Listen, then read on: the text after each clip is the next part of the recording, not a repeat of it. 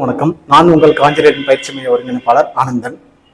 நம்ம போட்டித் தேர்வுக்கு தேவையான அனைத்து பாடங்களும் ஒவ்வொரு தலைப்புகளும் யூடியூப் சேனல்ல அப்லோட் பண்ணிட்டு இருக்கோம். அதை தினசரி நீங்க சேனல்ல பெற வரும்னா காஞ்சிரேடன் ஐஏஎஸ் அகாடமி என்ற யூடியூப் சேனலை சப்ஸ்கிரைப் பண்ணுங்க, லைக் பண்ணுங்க, ஷேர் பண்ணுங்க, கமெண்ட் பண்ணுங்க. இன்னைக்கு என்ன தலைப்பு பார்க்க போறோம்னா மாநிலங்கள் மற்றும் யூனியன் பிரதேசங்கள். இது ரொம்ப முக்கியமான தலைப்பு. இது கண்டிப்பா எப்பயுமே கேள்வி இடம்பெற்றுட்டே இருக்கும். எல்லா தேர்வுகளிலும் எல்லா போட்டித் தேர்வுகளிலும் கேள்விகள் இடம்பெற்றுட்டே இருக்கும். இதுல எப்பயுமே நம்ம படிக்க போறோம் அப்படின்னா நம்ம என்ன பண்ணணும்னா பொருளடக்கம், இந்த தலைப்புல என்னென்ன பொருள் எல்லாம் அடங்க போகுது அப்படின்றதுக்காக நம்ம பொருளடக்கம்ன்றத என்ன பண்ணணும், சினாப்சிஸ் அப்படின்றத ஆங்கிலத்துல சொல்லிக்கலாம். அதை என்ன பண்ணணும், முதல்ல எதை பத்தி இதற்குள்ள என்னெல்லாம் பொருள் அடக்கும் அப்படின்றத பத்தி தெரிஞ்சுக்கணும். சரிங்களா? இதுல என்னென்ன தலைப்பு எல்லாம்: முன்முறை, சரத்து 1 முதல் 4 வரை, மாநிலங்கள் மற்றும் யூனியன் பிரதேசங்கள் உருவாக்கம், ஆணையங்கள் மற்றும் பெயர் மாற்றம். இது எல்லாமே இதுல இந்த தலைப்பை பத்தி தான் என்ன பண்ண போறோம், இன் டீடைலா அந்த தலைப்புல பார்க்க போறோம். சரிங்களா? இதுல முன்னுரையில என்னன்னா, இது B.R. அம்பேத்கர் அவர்கள் சொன்ன வாக்கியம் ரொம்ப முக்கியமானதா படும். சரிங்களா? என்னன்னா, மத்திய அரசாங்கம் என்பதை விட ஒன்றிய அரசாங்கம் என்பதே சிறந்தது அப்படின்னு சொல்லியிருப்பாரு. ஏன் அப்படின்னா 2 ரீசன் சொல்லியிருப்பாரு அம்பேத்கர் அவர்கள். அமெரிக்க நாட்டை ஒப்பிட்டு இருப்பாரு. அமெரிக்கா போன்ற நாடுகள் என்ன பண்ணுதுன்னா, இந்த யுனைடெட் ஸ்டேட்ஸ் ஆஃப் அமெரிக்கா அப்படின்னா ஃபர்ஸ்ட் பாயிண்ட் என்னன்னா, ஒப்பந்தத்தின் பேர்ல தான் அது எல்லாமே ஒன்றுபட்டு இருக்கும். அந்த ஒப்பந்தத்தின் பேர்ல தான் எல்லாமே ஒன்றுபட்டு இருக்கும். அது மாதிரி இந்தியா எந்த விதமான ஒப்பந்தத்திலையும் என்ன பண்ணல, எல்லாமே ஒன்றுபட்டு இல்லை. இரண்டாவதா, அமெரிக்கா அந்த யுனைடெட் ஸ்டேட்ஸ் ஆஃப் அமெரிக்கான்ற அந்த கூட்டமைப்புல விருப்பப்படாத நாடுகள் என்ன பண்ணிக்கலாம்னா எப்ப வேணாலும் வெளியில வந்துடலாம். அதனால அது மாதிரி இது என்ன பண்ண முடியாது. இந்தியாவில ஒரு மாநிலம் விருப்பம் இல்லைன்னா இந்தியா விட்டு வெளியில வந்துட முடியாது. அதனாலதான் இவர் என்ன சொல்லுவாருன்னா, மத்திய அரசாங்கம் என்பதை விட ஒன்றிய அரசாங்கம் என்பதே சிறந்தது அப்படின்ற வார்த்தையை அந்த 2 காரணத்துக்காக குறிப்பிட்டிருப்பாரு. அதுக்கப்புறம் நீங்க என்னன்னா 1 முதல் 4 சரத்து ரொம்ப முக்கியமா உங்களுக்கு இதுல குறிப்பிடப்பட்டிருக்கும். இது மாநிலங்கள் மற்றும் யூனியன் பிரதேசம்ன்றது அரசியல் அமைப்புல பகுதி 1ல குறிப்பிடப்பட்டிருக்கும். சரத்து 1ல இருந்து 4 வரைக்கும் இது உள்ளடக்கும். சரிங்களா? இப்ப சரத்து 1 சரத்து 1ல என்ன சொல்லியிருப்பாங்கன்னா, இந்தியா என்பது பாரதம், இந்தியா என்பது பாரதம் அப்படின்னு குறிப்பிடப்பட்டிருப்பாங்க. இந்த இந்தியாவுக்குள்ள என்னெல்லாம் உள்ளடக்கும் அப்படின்னா, மாநிலங்கள் மற்றும் எல்லைகள், யூனியன் பிரதேசங்கள் மற்றும் அதன் எல்லைகள், கைப்பற்றப்படும் பகுதிகள் அப்படின்ற 3. அப்ப ஒரு இந்தியா இருக்குன்னு வச்சுக்கோங்களேன். அந்த இந்தியான்றதுக்குள்ள எதெல்லாம், இந்த இந்தியாவுக்குள்ள எதெல்லாம் உள்ளடக்குனா மாநிலங்கள் இருக்கும், நமக்கு தெரியும். அதுக்கு அடுத்தது என்னது, யூனியன் பிரதேசங்கள் இருக்கும். சரியா? அதை விட்டு கைப்பற்றப்படும் பகுதி. இப்ப ஏதாவது ஒரு பகுதியை போயிட்டு இந்தியா கைப்பற்றுறது அப்படின்னா அதுவும் என்னதான், அதுவும் இந்தியாவில ஒரு பகுதி தான். எக்ஸாம்பிள் எடுத்துக்காட்டாக சொல்லலாம், பாண்டிச்சேரி. பாண்டிச்சேரி என்னது, இப்போது புதுச்சேரியா இருக்கு. சரியா? அப்ப புதுச்சேரி என்னது, இப்ப பிரெஞ்சு கண்ட்ரோல் இருந்துச்சு. அதை என்ன பண்ணோம், நம்ம இந்தியாவுக்குள்ள, இந்திய எல்லைக்குள்ள கொண்டு வந்தோம். அதனால அதுவும் இந்தியாவுக்குள்ள ஒரு பகுதியா இருக்கும். அப்ப சரத்து 1 என்னன்னா, இந்தியா என்பது பாரதம், இதில் மாநிலங்கள் மற்றும் அதன் எல்லைகள், யூனியன் பிரதேசங்கள் மற்றும் அதன் எல்லைகள் மற்றும் கைப்பற்றப்படும் பகுதிகள் அப்படின்ற இது 3 தான் இந்திய அரசியல் அமைப்புல சரத்து 1ல குறிப்பிடப்பட்டிருக்கு அப்படின்னு. சரிங்களா? இப்ப சரத்து 2 பார்க்கணும்.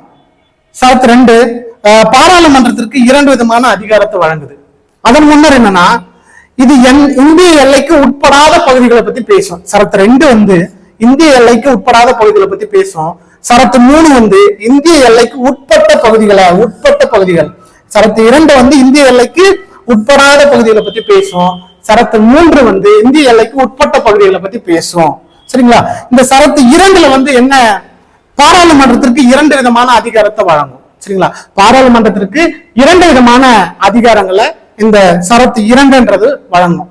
அதாவது என்னன்னா, இந்தியாவுக்குள்ள ஏதாவது ஒரு பகுதிகளை என்ன பண்ணிக்கலாம், சேர்த்துக்கலாம். 1, பாராளுமன்றம் நினைச்சா இந்தியாவுக்குள்ள என்ன பண்ணலாம், ஒரு பகுதியில சேர்த்துக்கலாம். 2வது என்னன்னா, பாராளுமன்றம் நினைச்சா ஒரு பகுதியை இந்தியாவுக்குள்ள இருந்து பிரிச்சு ஒரு பகுதியை மாற்றவும் முடியும். அதுதான் என்னது, சரத்து 2.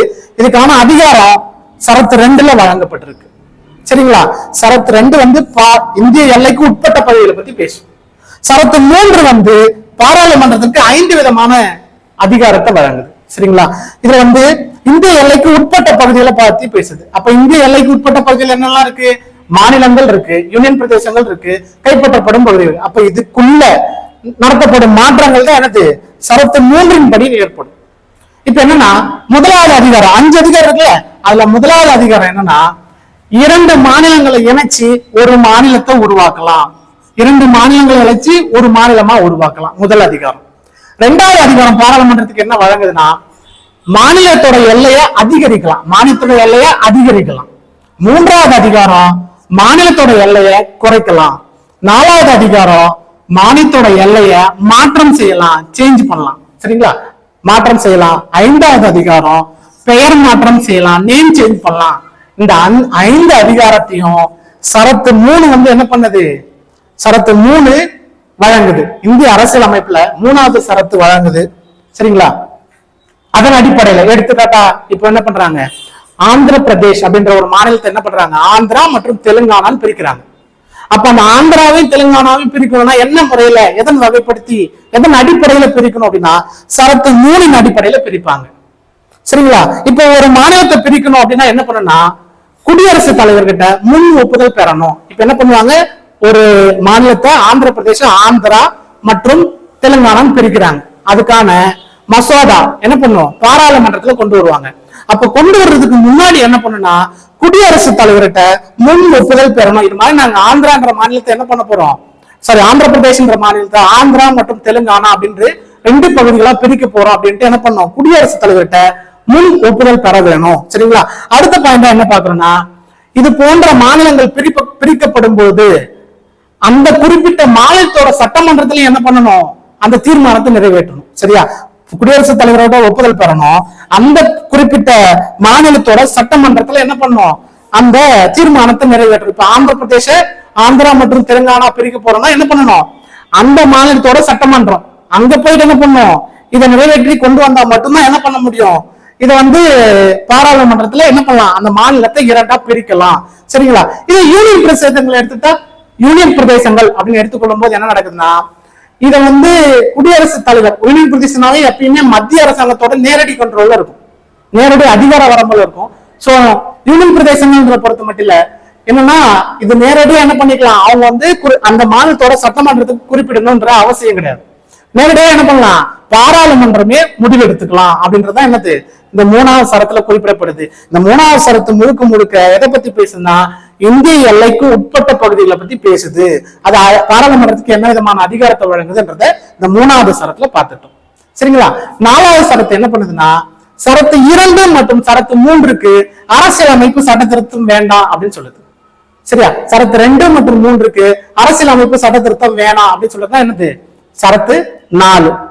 சரியா, அதுல ஒரு என்ன பண்றாங்க, ஒரு மாற்றத்தை உருவாக்குறாங்க. என்னன்னா எப்ப அரசியலமைப்பு சட்ட திருத்தம் வேணாம், எப்ப அரசியலமைப்பு சட்ட திருத்தம் வேணும் அப்படின்றத குறிப்பிடுறாங்க. என்னன்னா ஏற்கனவே எல்லை பிரச்சனை இருக்கு, ஏற்கனவே நம்ம இந்தியாவுக்கும் மற்ற நாடுகளுக்கும், இப்ப பங்களாதேஷா இருக்கட்டும் இல்ல பாகிஸ்தானா இருக்கட்டும் அப்படின்னும் போது எல்லை பிரச்சனையா இருக்கு, அந்த எல்லை வந்து தீர்த்து வைக்கப்படுது அப்படின்னா அங்க அரசியலமைப்பு சட்ட திருத்தம் வேணாம்.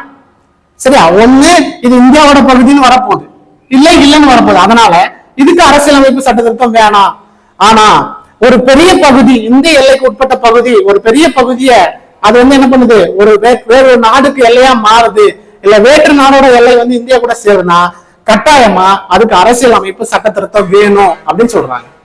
சரிங்களா, அதன் அடிப்படையில் தான் 9வது அரசியலமைப்பு சட்ட திருத்தம் 1960ஆம் ஆண்டு ஏற்படுத்தி பாகிஸ்தானுக்கு நம்ம ஏற்கனவே சொல்லி இருந்த பகுதியில என்ன பண்ணுவோம், அவங்களுக்கு இது எல்லாமே பாகிஸ்தானோட எல்லைகள் அப்படின்னு சொல்லிட்டு வழங்கும். இது 9வது அரசியலமைப்பு சட்ட திருத்தம்.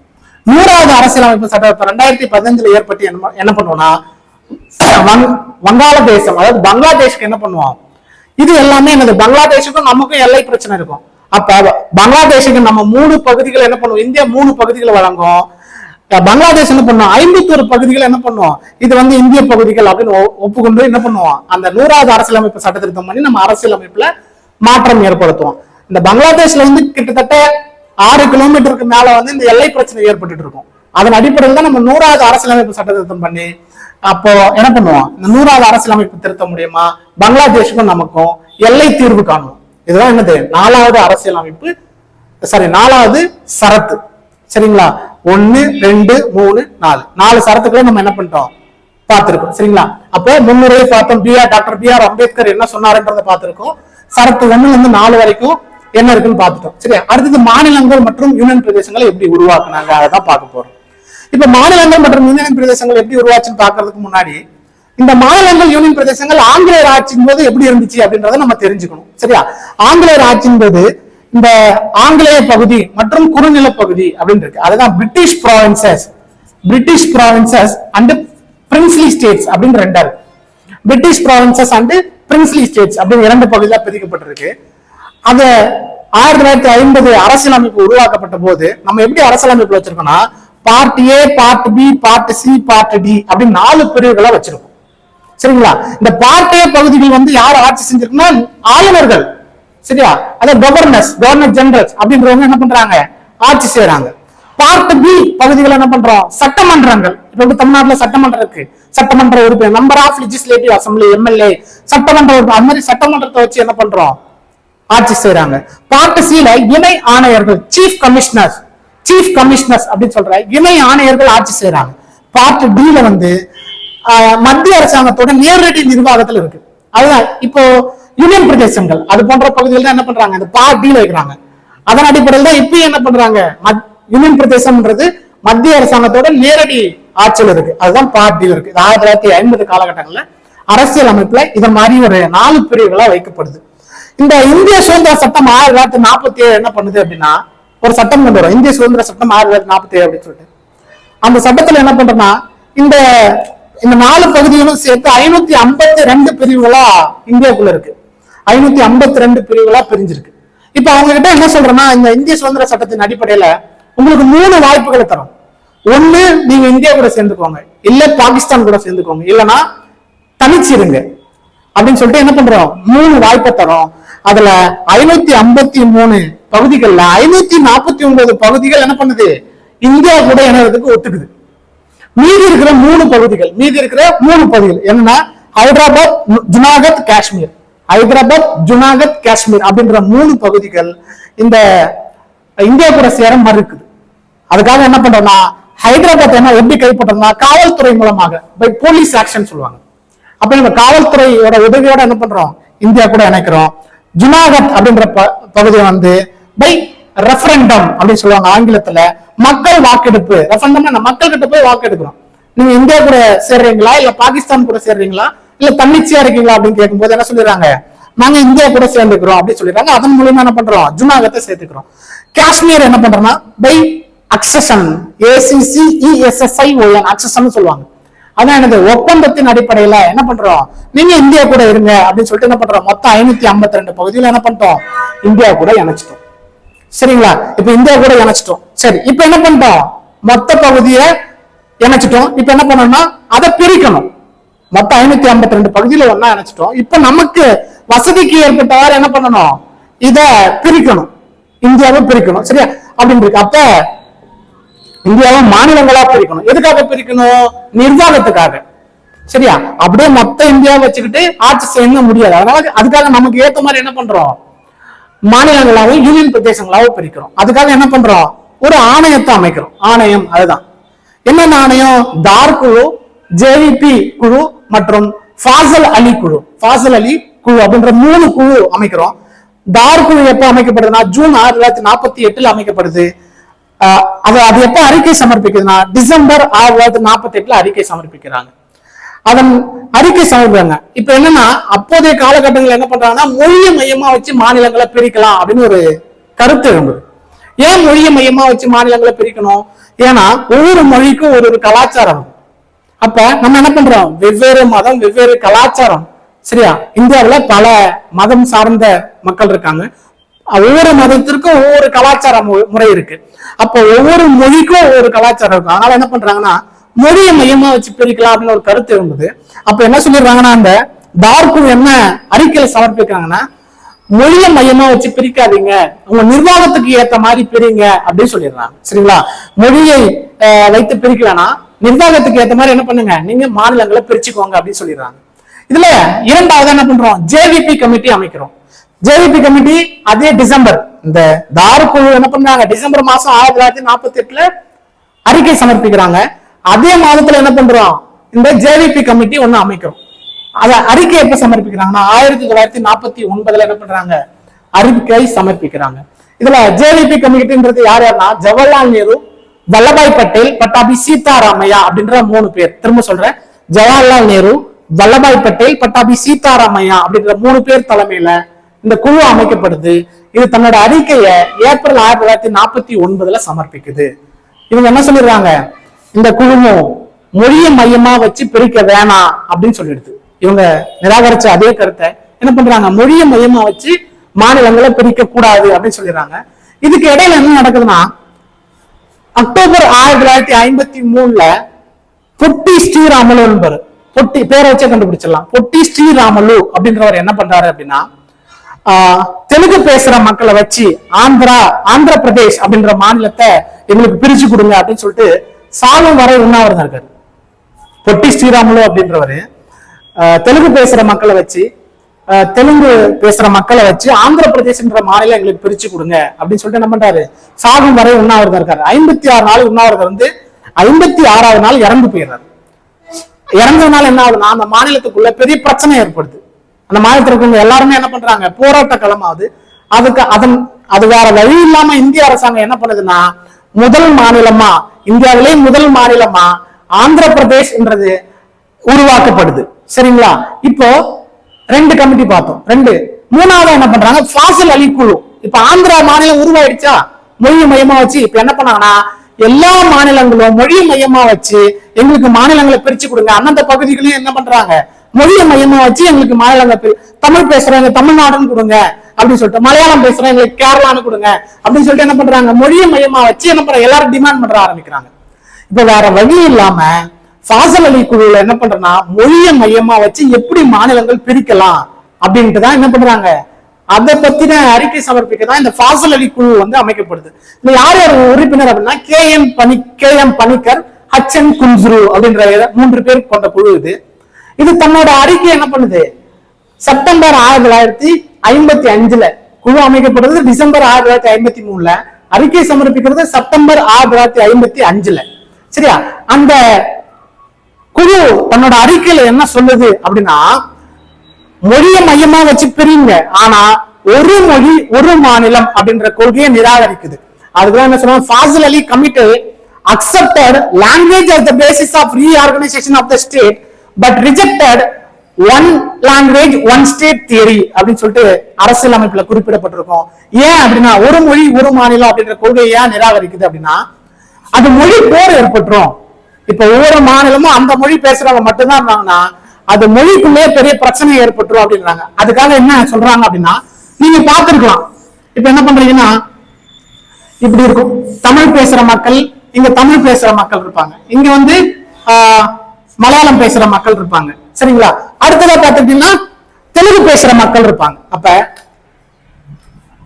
இது தமிழ் பேசுற மக்கள், இது வந்து மலையாளம் பேசுற மக்கள், இது வந்து தெலுங்கு பேசுற மக்கள் அப்படின்னு இருக்காங்க. இப்போ இது மாதிரி ஒரு மொழி பேசுறவங்க இது தமிழ்நாடுன்னு சொல்லாதீங்க, இதை வந்து மலையாளம் பேசுறவங்க என்ன பண்ணுங்க கேரளான்னு சொல்லாதீங்க, தெலுங்கு பேசுறவங்க ஆந்திர பிரதேசம் பிரிக்காதீங்க. அப்படி பிரிச்சுன்னா இவங்களுக்குள்ள மொழி ஸ்போர் வரும் அப்படின்றத என்ன பண்றாங்கன்னா, இப்ப தமிழ்நாடுன்னு பிரிக்கணும் அப்படின்னா தமிழ் பேசுறவங்கள மேஜரா எடுத்துக்குவாங்க. என்ன பண்ணுங்க, இந்த தெலுங்கு பேசுறவங்கள மலையாளம் பேசுறவங்களும் என்ன பண்ணுங்க, இவங்க கூட இருக்கட்டும். அப்பதான் என்னது, ஒரு ஒருமைப்பாடு சகோதரத்துவம் இருக்கும் அப்படின்னு சொல்றாங்க. நீங்க பார்த்திருக்கலாம், இப்போ திருப்பதி அந்த தமிழ்நாடு ஆந்திரா பார்டர் எடுத்துக்கிட்டீங்கன்னா வச்சுக்கோங்களேன், இந்த திருவள்ளூர், காஞ்சிபுரம், திருத்தணி அங்கெல்லாம் பாத்தீங்கன்னா என்ன பண்ணுவாங்க, தெலுங்கு பேசுவாங்க. அதே மாதிரி திருப்பதிக்குள்ள போனீங்கன்னா என்ன பண்ணுவாங்க, தமிழ் பேசுற பகுதிகள் இருக்கும். அதனால என்ன பண்றாரு, இந்த ஃபாசில் அலி குழு ஒரு மொழி ஒரு மாநிலம்ன்ற கொள்கையை நிராகரிச்சுட்டு என்ன பண்றாரு, மொழி மையமா வச்சு மாநிலங்கள் பிரிக்கிறதுக்கு பரிந்துரைக்கிறாரு. அவர் என்னென்ன பரிந்துரைகள் வழங்குறாரு அப்படின்னா, 16 மாநிலங்களும் 3 யூனியன் பிரதேசமாவும் பிரிக்கலாம். இந்தியாவை என்ன பண்ணலாம், 16 மாநிலங்களும் 3 யூனியன் பிரதேசமும் பிரிக்கலாம் அப்படின்னு சொல்லிட்டு என்ன பண்றாரு, அறிக்கை சொல்றாரு. அதன் அடிப்படையில இந்திய அரசாங்கம் என்ன பண்ணுது அப்படின்னா, மாநில மறுசீராய்வு சட்டம்னு கொண்டு வராங்க. 1956 மாநில மறுசீராய்வு சட்டம், ஸ்டேட் ரீஆர்கனைசேஷன் ஆக்ட் 1956 அப்படின்னு சொல்லிட்டு கொண்டு வராங்க. முன்ன வந்து அரசியல் அமைப்பு எழுதப்பட்ட போது எப்படி இருந்துச்சு, 4 பகுதிகளா இருந்துச்சு. Part A, part B, part C, part D இருக்கு அரசியல் அமைப்புல. இதை திருத்தம் செய்யணும்ல, அதனால இது என்ன பண்றோம், 7வது அரசியல் அமைப்பு சட்ட திருத்தம் மூலமா 7வது இப்ப அரசியல் அமைப்புல இருக்கா, அந்த அரசியல் அமைப்புல சட்ட திருத்தம் பண்ணணும். அப்ப என்ன பண்றாங்க, 7வது அரசியல் அமைப்பு சட்ட திருத்தம் பண்ணியா இந்த 4 பகுதிகள் இனிமேட்டு கிடையாது. என்னது பார்ட்டி ஆளுநர், சட்டமன்ற, இணை ஆணையர், மத்திய நிர்வாகம் சொல்றீங்கல்ல, இந்த பார்ட்டி இது எல்லாத்தையும் நீக்குறாங்க. முதலாவதா. இரண்டாவதா என்ன பண்றாங்கன்னா, இதை நீக்கிறதுனால 14 மாநிலங்கள் மற்றும் 6 யூனியன் பிரதேசம் அப்படின்னு சொல்லிட்டு என்ன பண்றாங்க, லிஸ்ட் அவுட் பண்றாங்க. 14 மாநிலங்களையும் 6 யூனியன் பிரதேசங்கள் பெயர்களை என்ன பண்றாங்க, இது லிஸ்ட் அவுட் பண்றாங்க. இது 7வது அரசியலமைப்பு சட்ட திருத்தம் மூலமா செய்யப்படுது. என்னைக்குன்னா 14 மாநிலங்கள், இந்தியாவில் 14 மாநிலங்கள் 6 யூனியன் பிரதேசங்கள் என்று உருவாக்கப்பட்டதுன்னா நவம்பர் 1, 1956 அன்னைக்கு என்ன பண்ணாங்க, உருவாக்குறாங்க. புரியுதா? இப்படிதான் என்னது குழு மற்றும் ஆணையங்கள் அமைச்சு என்ன பண்றாங்க, இந்தியாவில் மாநிலங்கள் மற்றும் யூனியன் பிரதேசங்கள் பிரிக்கப்பட்டுச்சு. கடைசியா பெயர் மாற்றம். சரியா? என்னென்ன பெயர்கள்லாம் மாற்றம் அடைஞ்சிருக்கு, இந்த பெயர் மாற்றத்துக்கான அதிகாரத்தை அரசியலமைப்பு எங்க வழங்குது அப்படின்னா ஆர்டிகல் 3 இருக்கு. சரத்து 3 என்ன சொல்லியிருக்காங்க, மாநிலங்களை இணைச்சு ஒரு மாநிலமா உருவாக்கலாம், 2 மாநிலத்தை இணைச்சு ஒரு மாநிலமா உருவாக்கலாம், மாநிலத்தோட எல்லைகளை அதிகரிக்கலாம், மாநிலத்தோட எல்லைகளை குறைக்கலாம், அப்புறம் என்ன பண்ணலாம், சேஞ்ச் பண்ணலாம், பார்டர் சேஞ்ச், எல்லைகளை மாற்றம் செய்யலாம், அதுக்கப்புறம் பெயர் மாற்றம் செய்யலாம் அப்படின்னு இருக்கு. இந்த சரத்து 3 பாராளுமன்றத்திற்கு, சரத்து 3ல 5 விதமான அதிகாரத்தை பாராளுமன்றத்துக்கு வழங்குது. அதுல கடைசியா பெயர் மாற்றம் செய்யலாம் ஒரு அதிகாரம் இருக்கு. அதை பயன்படுத்தி என்ன பண்றோம்னா மாநிலங்களோட பெயர்களை நம்ம மாற்றம் செஞ்சிருக்கோம். அது என்னென்ன அப்படின்னு பாத்துக்கணும். 1950 யுனைடெட் ப்ராவின்சஸ் அப்படின்றத உத்தரப்பிரதேஷ் அப்படின்னு பெயர் மாற்றம் செய்யறோம். முதல் முறையா 1950 யுனைடெட் ப்ராவின்சஸ் அப்படின்றத உத்தரப்பிரதேஷ் அப்படின்னு பெயர் மாற்றம் செய்யறோம். 1969 முக்கியமானது, எப்போ 1969 மெட்ராஸ் அப்படின்றத என்ன பண்றோம், தமிழ்நாடு அப்படின்ட்டு பெயர் மாற்றோம். 1969 மெட்ராஸ்ன்றத தமிழ்நாடு அப்படின்னு பெயர் மாற்றம் செய்யறோம். 1973 மைசூர் அப்படின்றது என்னது, கர்நாடகான்னு பெயர் மாற்றம் செய்யறோம். மைசூர்ன்றத கர்நாடகான்னு பெயர் மாற்றம் செய்யறோம். 1973 லக்கதீஸ், மினிகாய், அம்மிடியூ அப்படின்ற 3 பகுதிகளை இணைச்சு லட்சத்தீப், லட்சத்தீவு அப்படின்றத என்ன பண்றோம், பெயர் மாற்றம் செய்யறோம். சரி 1973 1992 டெல்லி என்ன பண்றோம்னா இந்தியாவோட தலைநகரமா அறிவிக்கிறோம், கேபிட்டல் ஆஃப் இந்தியா அப்படின்னு சொல்லிட்டு தலைநகரமா அறிவிக்கிறோம். அதுக்காக செய்யப்பட்ட அரசியலமைப்பு சட்ட திருத்தம் 69வது அரசியலமைப்பு சட்ட திருத்தம். 1991 அரசியலமைப்பு செய்யப்பட்டு என்ன பண்றோம், டெல்லிய இந்தியாவோட தலைநகரம் கேபிட்டலா அறிவிக்கிறோம். சரியா? 2006 உத்தராஞ்சல் என்றது என்ன பண்றோம், உத்தரகாண்ட் அப்படின்னு பெயர் மாற்றம் செய்யறோம். உத்தராஞ்சல உத்தரகாண்ட் அப்படின்ற பெயர் மாற்றம் செய்யறோம். 2006 பாண்டிச்சேரிய புதுச்சேரின்னு பெயர் மாற்றம் செய்யறோம். சரியா? பாண்டிச்சேரிய அதே 2006 2 மாற்றம் செஞ்சிருக்கோம். உத்தராஞ்சல்ன்றத உத்தரகாண்ட் மாத்திருக்கோம், பாண்டிச்சேரின்றத புதுச்சேரின்னு மாத்திருக்கோம். இறுதியா 2011 ஒரிசான்றத ஒடிசா அப்படின்னு பெயர் மாற்றம் செய்யிருக்கோம். சரியா? இதுதான் மாநிலங்கள் மற்றும் யூனியன் பிரதேசங்கள் உருவான விதம். சரியா? கடைசியா ஒரு முறை வேகமா உனக்கு என்ன பண்றேன், ரிவிஷன் பண்ணிடுறேன், கவனிச்சுக்கோ. இதுல என்னென்ன முக்கியமா முன்னுரை, B.R. அம்பேத்கர் சொல்லுவாங்க, மத்திய அரசாங்கம் என்பதை விட ஒன்றிய அரசாங்கம் என்பதே சிறந்தது அப்படின்னு சொல்லியிருப்பாரு. ஆர்டிகல் 1 இருந்து 4 வரைக்கும் இதுல உள்ளடக்கும். ஆர்டிகல் 1 இந்தியா மற்றும் பாரதம் அப்படின்னு சொல்றது, இந்தியாவுக்குள்ள இருக்க மாநிலங்கள், அதன் எல்லைகள், யூனியன் பிரதேசம் அதன் எல்லைகள் மற்றும் கைப்பற்றப்படும் பகுதிகள் அப்படின்னு சொல்றது. 2 என்னன்னா, இது இந்திய எல்லைக்கு உட்பட்ட பகுதிகளை பத்தி பேசும். இது பாராளுமன்றத்திற்கு 2 விதமான அதிகாரத்தை வழங்கும். சரியா? சரத்து 3 என்ன, பாராளுமன்றத்துக்கு சரத்து 2 இந்திய எல்லைக்கு உட்படாத பகுதிகளை பத்தி பேசும். சரத்து 3 இந்திய எல்லைக்கு உட்பட்ட பகுதிகளை பத்தி பேசும். இது பாராளுமன்றத்திற்கு 5 விதமான அதிகாரத்தை வழங்கும். மாநிலங்களை என்ன பண்ணலாம், 2 மாநிலத்தை ஒன்னா சேர்க்கலாம், எல்லையை அதிகரிக்கலாம், எல்லையை குறைக்கலாம், எல்லை மாற்றம் செய்யலாம், பெயர் மாற்றம் செய்யலாம். இது மாதிரி 5 அதிகாரம். சரத்து 4 சரத்து 2 மற்றும் 3க்கு அரசியலமைப்பு சட்ட திருத்தம் வேணாம்னு சொல்லுது. சரியா? எல்லை பிரச்சனையை தீர்த்து வைக்கிறோம்னா அங்க என்ன பண்றது, அரசியலமைப்பு சட்ட திருத்தம் வேணாம். இல்ல ஒரு பெரிய பகுதியை இந்தியாவில பிரிக்கிறோம் இல்ல சேர்க்கிறோம் அப்படின்னா கட்டாயமா அங்க என்ன பண்ணணும், சட்ட திருத்தம் வேணும் அப்படின்றாங்க. அதன் அடிப்படையில் 9வது சட்ட திருத்தத்துல பாகிஸ்தானுக்கு நம்ம ஏற்கனவே சொன்ன பகுதியில அவங்களுக்கு வழங்குறோம். 100வது அரசியலமைப்பு சட்ட திருத்தத்துல வங்கதேசம், பங்களாதேஷ்க்கு என்ன பண்றோம், பங்களாதேஷ்க்கும் நமக்கும் இருக்க எல்லை பிரச்சனையை என்ன பண்றோம், தீர்த்து வச்சுக்கிறோம். சரியா? இப்போ மாநிலங்கள் முன்ன எப்படி இருந்துச்சு அப்படின்னா ஆங்கிலேய பகுதிகள் பிரிட்டிஷ் ப்ராவின்சஸ் அப்படின்னு இருந்துச்சு. அண்ட் தென் மாகாணங்கள் பிரின்ஸ்லி ஸ்டேட்ஸ் அப்படின்னு இருந்துச்சு. அப்புறம் 1950 அரசியலமைப்புல பார்ட்டி என்ன பண்ணிட்டு இருந்தோம், மாநிலங்களை பிரிச்சு வச்சிருந்தோம். சரியா? இப்ப அதுக்கப்புறம் இந்திய சுதந்திர சட்டம் 1947 படி 552 பகுதிகள் இருந்துச்சு. அந்த பகுதிகளை இந்தியா கூட இணைங்க, இல்லைன்னா தனியாருங்க, இல்லைன்னா பாகிஸ்தான் கூட இணைச்சுக்கோங்க அப்படின்னு சொல்லிட்டு என்ன பண்றோம், 3 ஆப்ஷன் கொடுத்தோம். ஹைதராபாத், ஜுனாகத், காஷ்மீர் மட்டும் நம்ம கூட இணையல. அதையும் என்ன பண்ணோம், கடைசியா இந்தியா கூட இணைச்சோம். ஆணையங்கள் அமைக்கப்பட்டது. தார் குழு, ஜேவிபி குழு, ஃபாசல் அலி குழு. தார் குழு என்ன பண்ணுச்சு, மொழி மையமா வச்சு பிரிக்காதீங்கன்னு சொல்லிடுச்சு, நிர்வாகத்துக்கு ஏற்ற மாதிரி பிரிங்கன்னு சொல்லிச்சு. ஜேவிபி கமிட்டி என்ன பண்ணுச்சு, மொழியை மையமா வச்சு பிரிக்க வேணாம் அப்படின்னு அவங்களும் சொல்லிட்டாங்க. ஃபாசல் அலி குழு என்ன பண்ணுது, மொழியை மையமா வச்சு எப்படி பிரிக்கலாம்னு கேட்டதுக்கு மொழியை மையம் வச்சு பிரிங்க, ஆனா ஒரு மொழி ஒரு மாநிலம் மட்டும் பிரிக்காதீங்க அப்படின்னு சொல்லிட்டாங்க. அதன் அடிப்படையில் என்ன பண்ணோம், 7வது அரசியலமைப்பு சட்டத்தினால மாநில மறுசீராய்வு சட்டம், ஸ்டேட் ரீஆர்கனைசேஷன் ஆக்ட் 1956, அதன் அடிப்படையில 7வது அரசியலமைப்பு சட்டத்தின் மூலமா 14 மாநிலங்கள் மற்றும் 6 யூனியன் பிரதேசங்கள் நவம்பர் 1, 1956 அன்று உருவாக்கப்பட்டது. அதுக்கப்புறம் பெயர் மாற்றங்கள் என்ன பண்ணிருக்கோம், நிறைய மாநிலத்தோட பெயர்களை மாற்றி அமைச்சிருக்கோம். சரியா? இதுதான் இந்த பகுதி, இந்த பாடத்தோட முக்கியமான கண்டென்ட். இது போதுமானதா இருக்கும் உங்களுக்கு. இதுக்கு அடுத்தது என்னன்னா, இந்த மாநிலங்கள் இப்போ தற்போது இருக்கிற மாநிலங்கள் வர எந்த மாநிலங்கள் எப்போ எந்த ஆண்டு உருவாக்கப்படுது அப்படின்றது உனக்கு வெறுமன டேட்டாஸ், அதை நம்ம கொடுத்துருவோம் கண்டிப்பா. சரியா? புரியுதா?